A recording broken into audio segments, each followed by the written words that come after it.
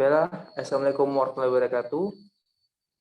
Waalaikumsalam warahmatullahi Warahmatullahi wabarakatuh. wabarakatuh. Bella, saya Herdian Saputra sebagai moderator dari presentasi hari ini. Yang akan tampil adalah kelompok 3 dan kelompok 4 pada hari ini. Nah, untuk pertama mungkin presentasi akan dilaksanakan oleh kelompok 3 dengan judul Islam Al-Sunnah wal Jamaah.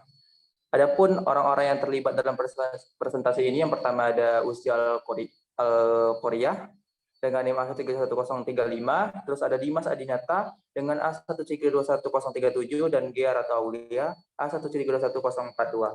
Kepada kelompok 3 mungkin dipersilakan untuk memulai presentasinya.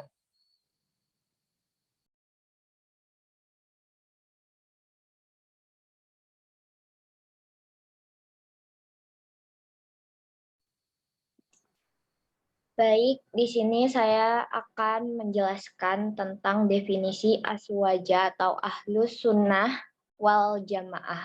Ahlus sunnah wa al jamaah ini adalah orang-orang yang memiliki metode berpikir keagamaan yang mencakup semua aspek kehidupan yang berlandaskan atas dasar-dasar moderasi, menjaga keseimbangan dan toleran. Nah, ahlu sunnah wal jamaah ini juga adalah suatu ajaran yang diajarkan oleh Nabi Muhammad SAW kepada para sahabatnya. Pada saat Nabi Muhammad SAW masih hidup, umat Islam belum terpecah karena masih adanya Nabi. Jadi segala persoalan yang muncul selalu ditanyakan langsung kepada Nabi. Setelah Nabi wafat, mulailah Islam terbagi-bagi dalam kelompok, seperti Khawarij, Syiah, dan Mu'tazilah. Karena ada perbedaan pendapat seperti itu, Nabi Muhammad SAW sudah mengungkapkannya dalam sebuah hadis. Nah, di dalam hadis ini berbunyi, Rasulullah SAW telah bersabda, telah terpecah umat Yahudi menjadi 71 golongan, umat Nasrani benar-benar terpecah menjadi 72 golongan, dan umatku terpecah menjadi 73 golongan. Semuanya akan masuk ke neraka kecuali satu golongan. Para sahabat pun bertanya, siapakah mereka, wahai Rasulullah? Nabi Muhammad menjawab, mereka adalah orang-orang yang mengikuti jalanku dan para sahabatku.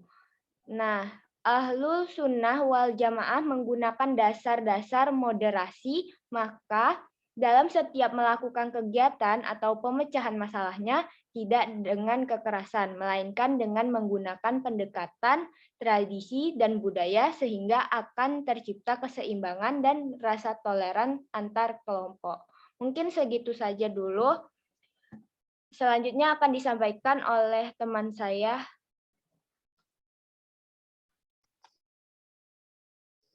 PPT selanjutnya belum keluar.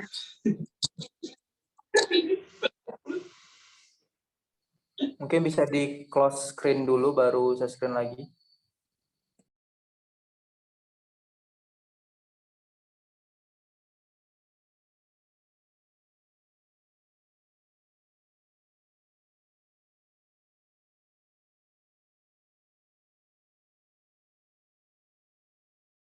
Sudah nampak tak? Sudah. Bisa dilanjutkan.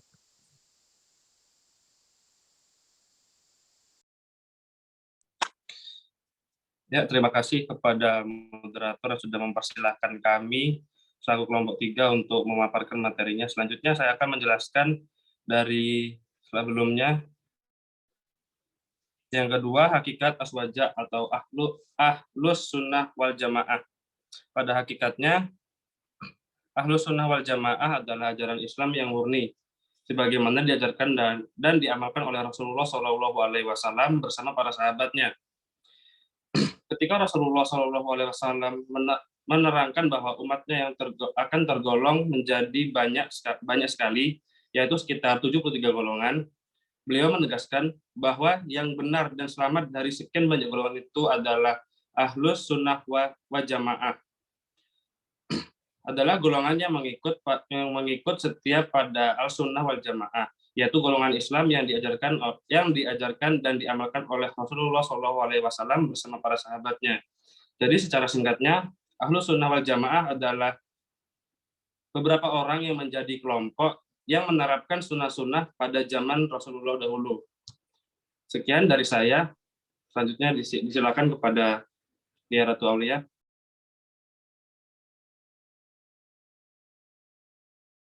Oke, baik. Next slide.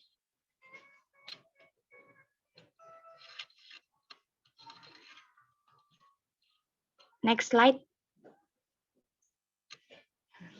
Oke, yang ketiga itu saya akan membahas tentang peranan aswaja. Aswaja itu adalah ahlu sunnah wal jamaah terhadap pendidikannya.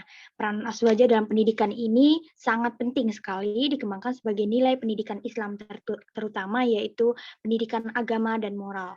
Perilaku lah. Hal ini diatur dibuktikan dengan keadaan bangsa yang dirasakan sekarang.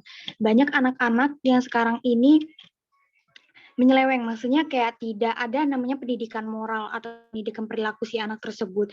Jadi dalam peran aswajanya ini sangat penting dalam pendidikan. Apalagi yang saya sebutkan adalah pendidikan karakter si anak. Adapun juga macam-macam pendidikan dari aswaja ini, Ahlus Sunnah wal Jamaah terhadap pendidikan ini. Yang pertama ada pendidikan akidah. Pendidikan akidah ini merupakan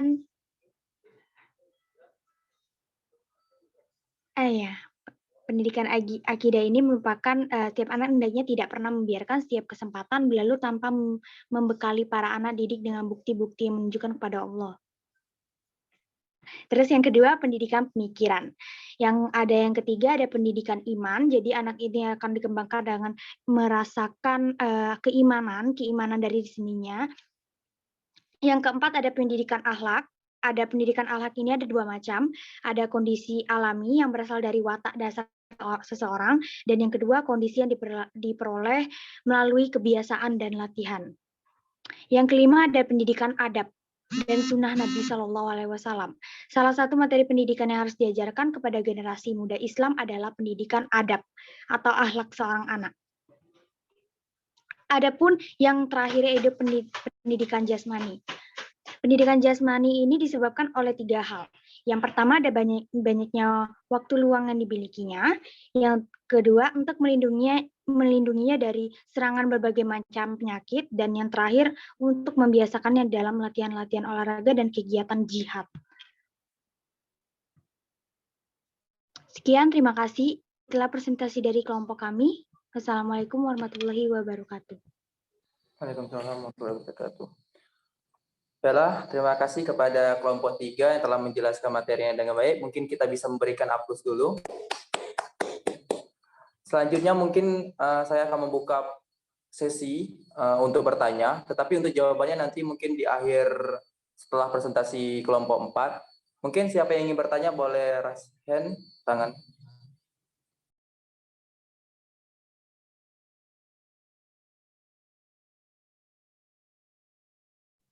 Baiklah, kepada Saudari Novita, dipersilakan untuk bertanya.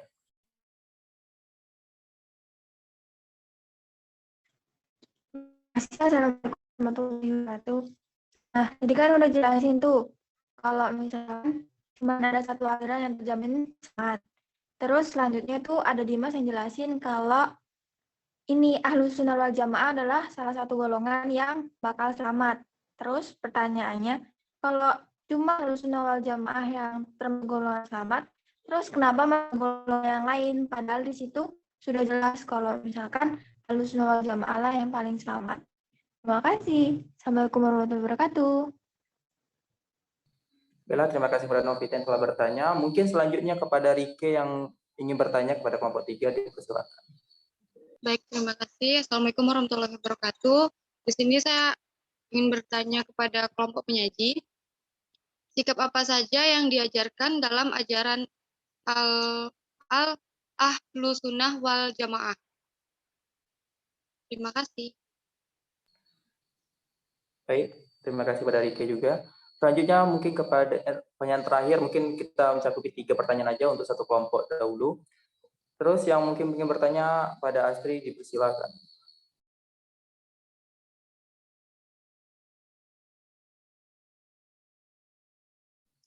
Assalamualaikum warahmatullahi wabarakatuh. Saya Astri Yuta Siregar. Sini saya ingin bertanya, tadi kan ada Ahlussunnah wal Jamaah di bidang pendidikan ya. Nah, itu contoh penerapannya tuh di bidang pendidikan dan dalam keseharian tuh kayak gimana contoh perilakunya. Terima kasih. Mungkin cukup 3 pertanyaan untuk kelompok 3. Mungkin nanti untuk kelompok 3 mungkin bisa menuliskan pertanyaan-pertanyaan itu di kolom chat ya, biar bisa terekam.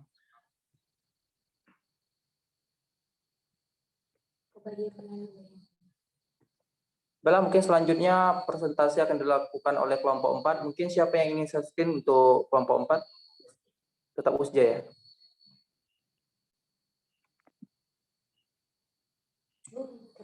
Kepada Usja mungkin dipersilakan untuk share screen PPT kelompok 4.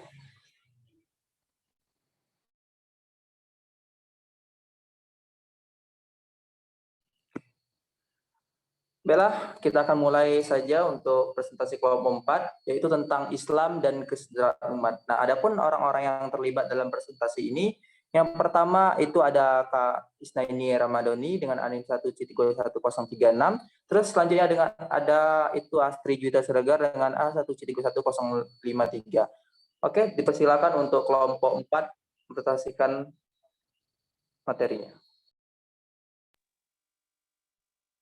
Baik, Assalamualaikum warahmatullahi wabarakatuh. Salam warahmatullahi. Bisa dengar? Bisa. Usja mohon diperbesar sedikit aja.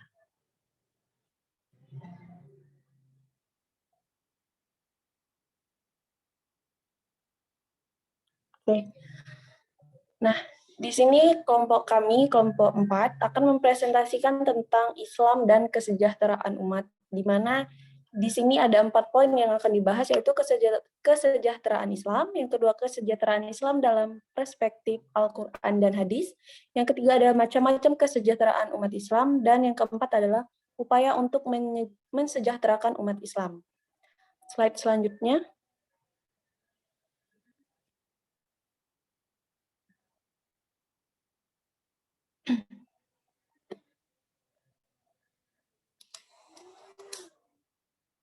Slide selanjutnya bisa nggak, Usja?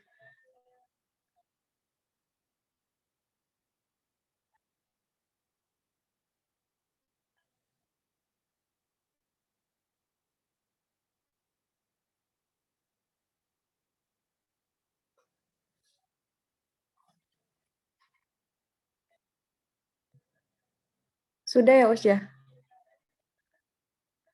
Belum berubah. Keluar ya? Oh, udah.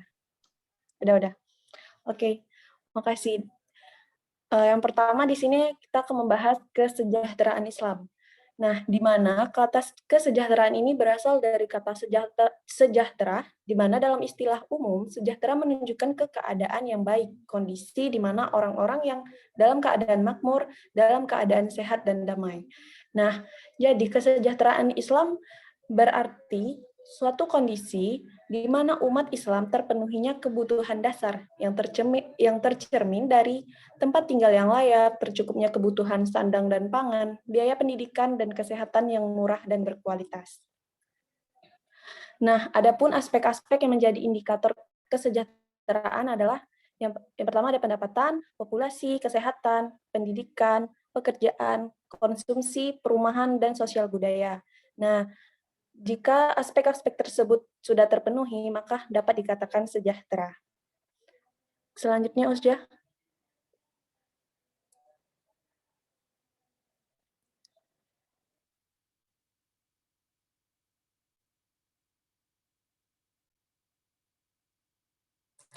Yang kedua ada kesejahteraan Islam dalam perspektif Al-Quran dan Hadis, di mana di dalam Al-Quran telah menyinggung indikator kesejahteraan, yaitu dalam surah Quraisy ayat 3 dan 4 yang artinya, maka hendaklah mereka menyembah Tuhan pemilik rumah ini atau Ka'bah yang telah memberikan makanan kepada mereka untuk menghilangkan lapar dan mengamankan mereka dari rasa takut.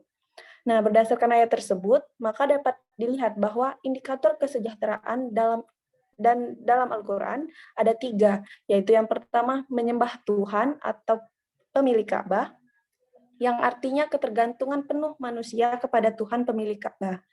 Dan indikator ini merupakan representasi dari pembangunan mental. Kemudian indikator yang kedua adanya hilangnya rasa lapar atau dapat diartikan terpenuhinya kebutuhan konsumsi, di mana ayat tersebut juga menyebutkan bahwa dialah yang memberi makan untuk menghilangkan rasa lapar. Dan indikator yang ketiga adalah hilangnya rasa takut, yang merupakan representasi dari terciptanya rasa aman, nyaman, dan damai. Nah, sebagaimanapun dalam hadis Rasulullah Shallallahu Alaihi Wasallam yang diriwayatkan oleh Al-Baihaqi, yaitu sesungguhnya Allah menyukai seseorang yang melakukan amal perbuatan atau pekerjaan dengan tekun dan sungguh-sungguh profesional.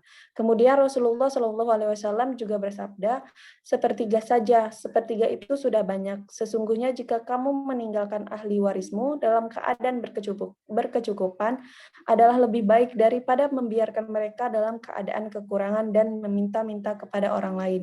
Hadis riwayat jamaah. Nah, dapat disimpulkan bahwa kesejahteraan dapat diperoleh bagi siapa saja yang mau melakukan amal kebaikan, tanpa memandang laki-laki ataupun perempuan, tanpa memandang bentuk fisik, tanpa memandang ras, dan tanpa memandang keturunan dari ulama ataupun bukan. Mungkin sekian saja presentasi dari saya. Selanjutnya, saya Astri Juitas Siregar. Terima kasih. Baiklah, di sini saya akan melanjutkan presentasi dari Kak-nya.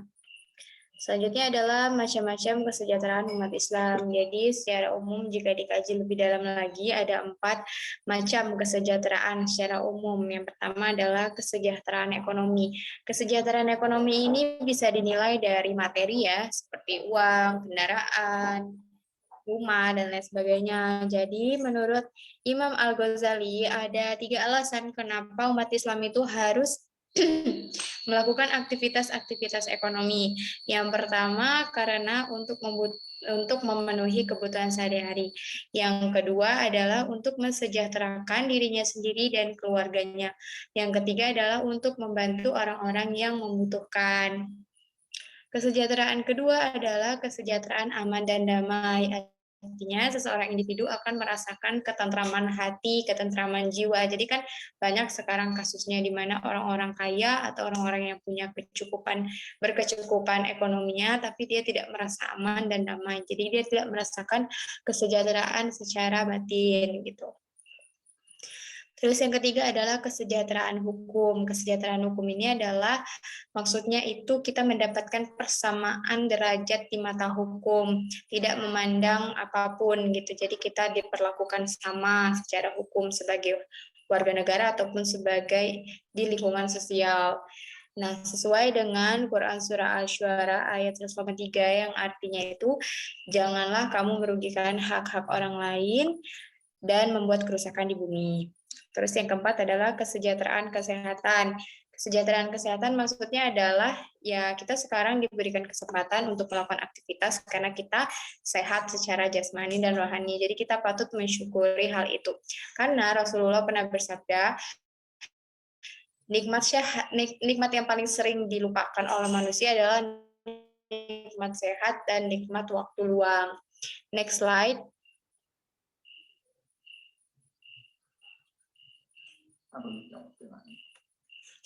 Slide selanjutnya, Ustia.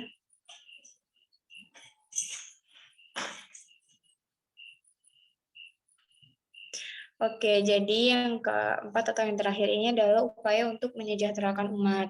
Secara umum, untuk umat Islam itu upaya untuk menyejahterakan umat secara menyeluruh itu adalah dengan aktivitas zakat ya.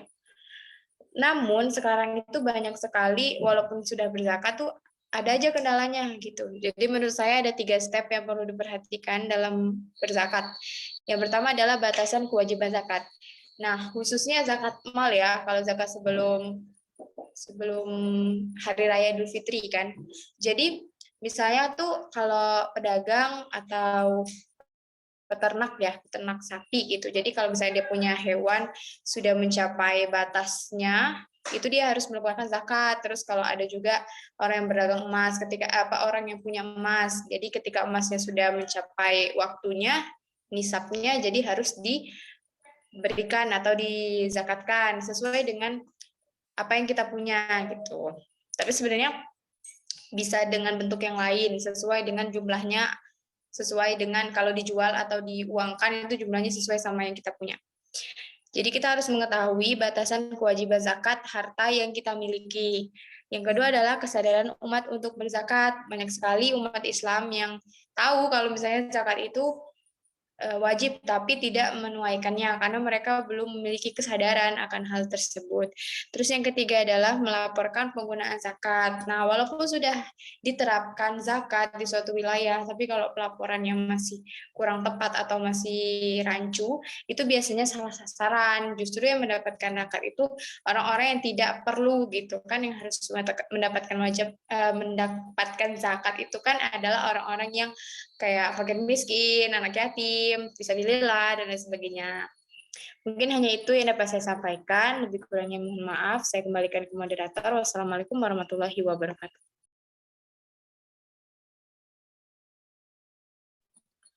Bella, terima kasih kepada kelompok 4 telah melakukan presentasinya dengan baik. Mungkin kita bisa memberikan juga plus kepada kelompok 4. Bella, mungkin saya akan membuka sesi tanya jawab untuk kelompok 4 dahulu. Mungkin pada yang ingin bertanya silakan majukan tangannya. Oke, ternyata ada Rike Nurmadi yang ingin bertanya pada kelompok 4, dipersilahkan. Baiklah, Assalamualaikum warahmatullahi wabarakatuh. Di sini saya akan bertanya kepada kelompok penyaji, bagaimana peran zakat dalam membangun kesejahteraan sosial dalam masyarakat. Terima kasih. Baik, terima kasih kepada Riki telah bertanya kepada kelompok 4. Mungkin selanjutnya kepada Fadilah Zulfazen untuk bertanya, dipersilahkan. Baiklah, terima kasih. Di sini saya ingin menanyakan bagaimana cara sistem ekonomi Islam dapat mensejahterakan umat Islam. Baik, juga terima kasih kepada Fadilah. Selanjutnya mungkin kepada Cahaya, dipersilakan untuk bertanya. Oke, baik, terima kasih. Sini saya akan bertanya, jika seorang muslim wajib mensejahterakan umatnya, apakah dalil yang menyatakan mengenai hal tersebut? Coba jelaskan.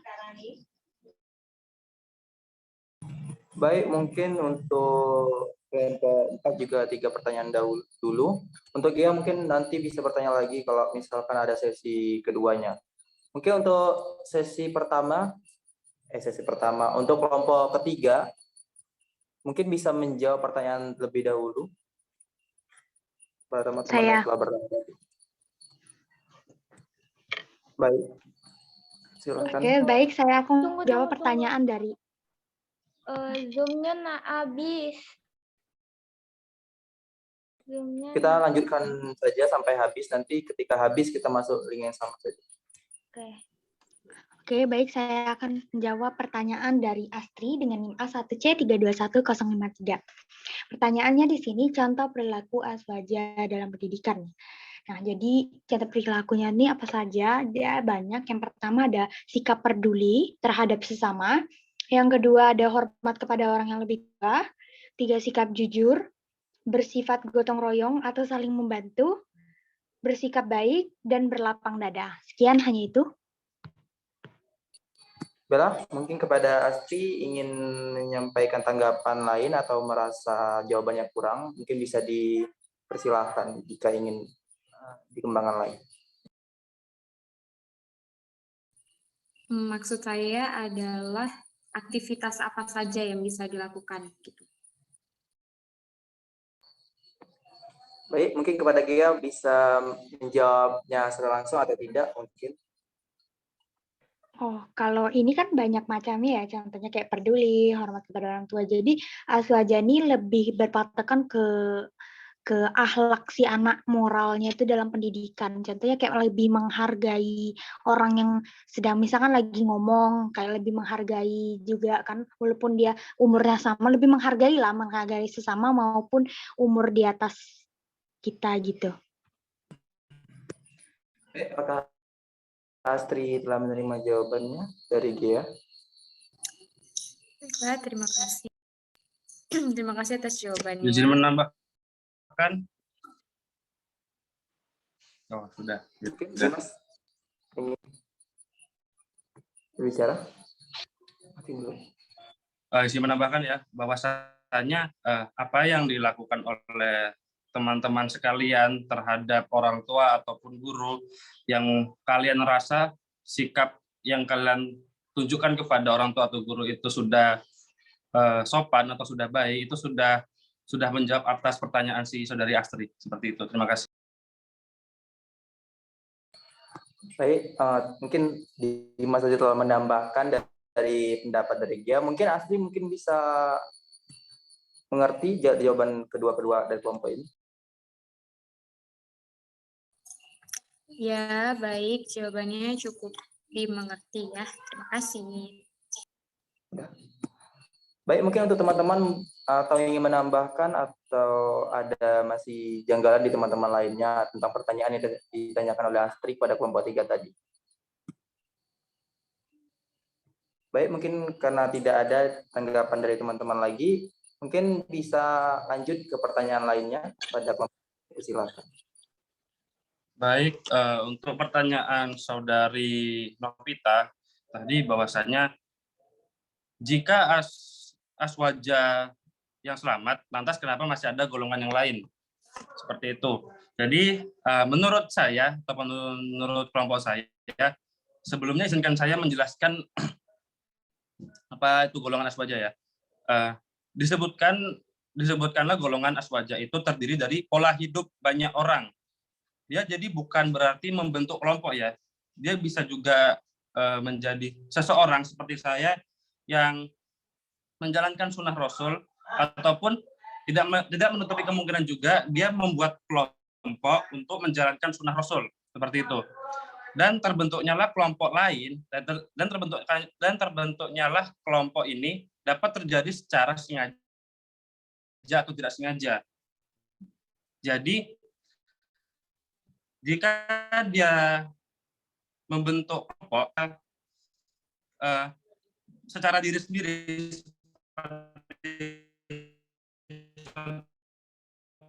contohnya saya melakukan sunnah Rasul, itu sudah termasuk dalam. Jadi golongan lain adalah banyak orang yang berpola hidup bukan seperti aswaja, bukan seperti golongan aswaja, seperti itu.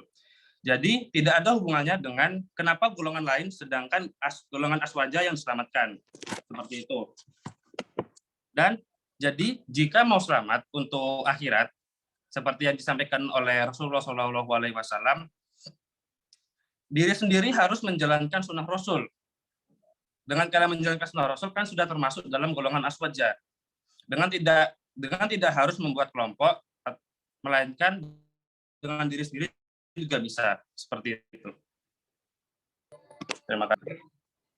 Baik, terima kasih kepada Dimas telah menjelaskan jawaban untuk pertanyaan Novita. Mungkin pada Novita ingin menambahkan atau masih bingung tentang jawaban dari Dimas. Jadi, yang selamat itu bukan golongannya ya kan? Yang selamat itu orangnya. Kalau golongannya otomatis masuk ke semua orang yang ngikut golongan tersebut. Dim? Seperti ini saya jelaskan kembali ya Saudari Novita, bahwasannya benar apa yang dikatakan Saudari Novita, itu yang selamat adalah pribadinya dia sendiri. Tetapi perlu digarisbawahi bahwasannya barang siapa dia yang sudah sama dengan suatu golongan, maka dia akan termasuk dalam golongan tersebut. Jadi, semisalnya nih, seperti yang saya contohkan tadi, saya sendiri mengikuti sunnah Rasul seperti yang sudah dianjurkan, dan saya juga sudah termasuk ke dalam golongan aswaja, seperti itu. Jadi, benar apa yang dikatakan Novita, bahwasannya itu setiap pribadinya yang masuk, yang selamat di akhirat. Dan perlu digarisbawahi juga bahwasannya golongan aswaja itu selamat juga, seperti itu. Oke, baik. Terima kasih kepada Dimas telah memaparkannya lebih dalam. Mungkin pada Novita atau teman-teman lain mungkin ada tanggapan lain tentang pertanyaan-pertanyaan yang tadi dijelaskan oleh Novita atau Dimas. Cukup sih. Cukup. Terima kasih. Bella, mungkin teman-teman juga tidak memiliki tanggapan lain untuk pertanyaan ini. Selanjutnya mungkin kelompok 3 dipersilakan untuk pertanyaan selanjutnya untuk dijawab. Oke, saya akan menjawab pertanyaan dari Rike tentang sikap apa saja yang diajarkan oleh Aswaja. Nah, di Aswaja itu ada 4 sikap. Yang pertama adalah at-tawasud atau sikap tengah-tengah. Dia sedang-sedang tidak berpihak di kiri maupun di kanan.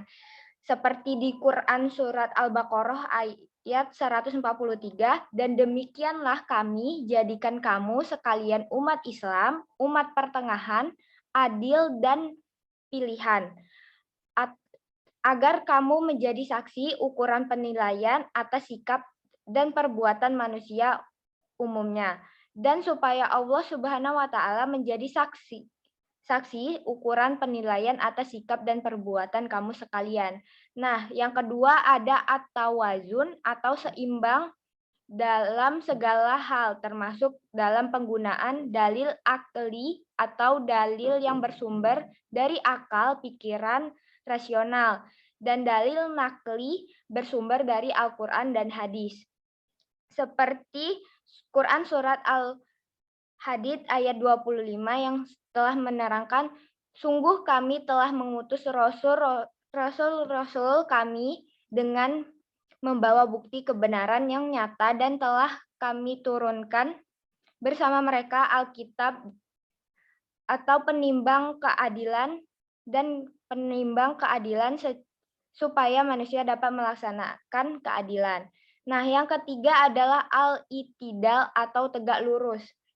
Dalam Quran Al-Maidah ayat 8 menyampaikan bahwa, wahai orang-orang yang beriman, hendaklah kamu sekalian menjadi orang-orang yang tegak membela kebenaran, karena Allah menjadi saksi pengukur kebenaran yang adil, dan janganlah kebencian kamu pada suatu kaum menjadikan kamu berlaku tidak adil. Berbuatlah adil, karena keadilan itu lebih mendekat pada takwa, dan bertakwalah kepada Allah karena sesungguhnya Allah Maha melihat apa yang kamu kerjakan.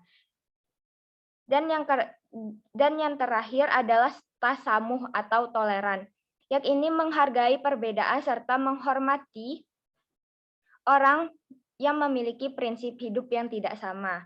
Dan dijelaskan oleh surat At-Toha ayat 44, maka berbicaralah kamu berdua, Nabi Musa dan Nabi Harun, kepadanya Fir'aun dengan kata-kata yang lemah lembut, dan mudah-mudahan ia ingat dan takut.